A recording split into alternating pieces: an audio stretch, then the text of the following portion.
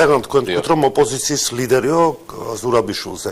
რამდენად მოახერხა ლიდერობა ქალბატონმა სალომემ, როდესაც ხედავთ რომ მაგალითად რაღაცა დონეზე ნაციონალური მოძრაობა, როდესაც ის პრეზიდენტი იყო, ხედავდით რომ იმ შეხვედრებზე დადიოდა, ახლა ნაციონალური მოძრაობა აკრიტიკებს ზურაბიშვილს იმის გამო რომ არ შეიწყალა თავის დროზე, როცა შეეწყალებინა სააკაშვილი, არ შეიწყალა და ამის გამო ხედავთ რომ გარკვეული კრიტიკა მისი მისამართით არის.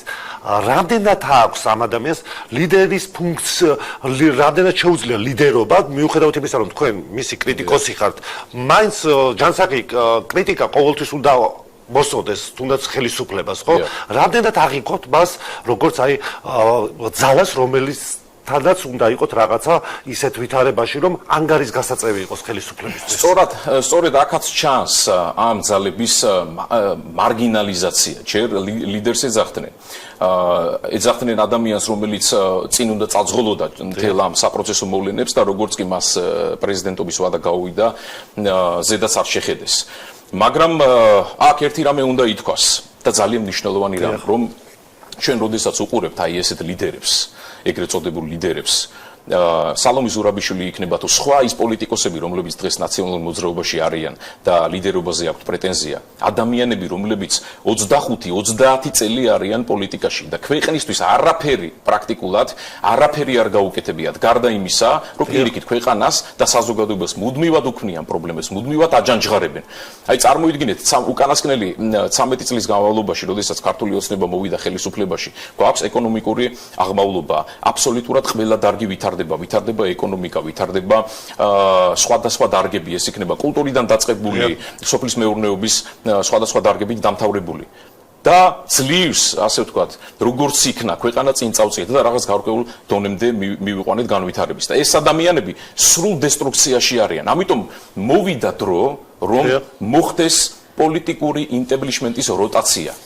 ძალიან მნიშვნელოვანია, რომ საქართველოში პოლიტიკური მდგომარეობა გაჯანსაღდეს და გამოჩნდნენ პოლიტიკოსები, ადამიანები, ახალგაზრდები განსაკუთრებით, ვისაც რეალურად უყვართ ქვეყანა, ვისაც რეალურად აღელვებს ქვეყნის ბედი.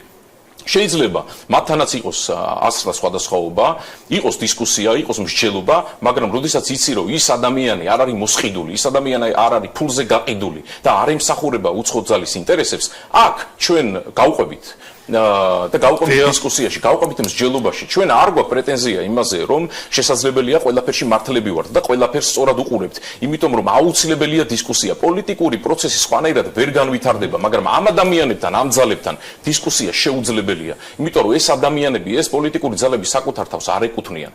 ამიტომ ძალიან მნიშვნელოვანია, რომ ქვეყანაში პოლიტიკური როტაცია მოხდეს, პოლიტიკური ინტებლიშმენტის გაჯანსაღება მოხდეს და სწორედ ეს ადამიანები, რომლებიც დღეს სალომე ზურაბიშვილის ლიდერს ეძახიან, მეორე დღეს მოღალატეს ეძახიან, როდესაც ჩვენ ხედავთ მათი ასე ვთქვათ, მოღალატე იყო ლიდერი. რა თქმა უნდა, რასაც დავალებენ იმას იტყვიან. როდესაც ჩვენ ხედავთ, როგორ ეპყრობიან ერთმანეთს, როგორ ეპყრობიან საზოგადოებას, რომელთაც მათ ნდობა გამოუცხადეს. აი წარმოიდგინეთ საპარლამენტო არჩევნებში, მათ მიიღეს საზოგადოების გარკვეული ნდობა. ხო ესეა? და ამ ადამიანებს მათ პრაქტიკულად გადააგდეს აბსოლუტურად არ გაითვალისწინეს საკუთარი ამორჩევლის ინტერესები და არ შემოვიდნენ პარლამენტში. უარი თქვეს, ასე ვთქვათ, პოლიტიკურ პროცესზე. უარი თქვეს პოლიტიკურ პროცესზე და დადიან ქუჩაში, თავიდან ცოტა ბევრნი იყვნენ, ეხლა აბსოლუტურად არაფერი აღარ დარჩა.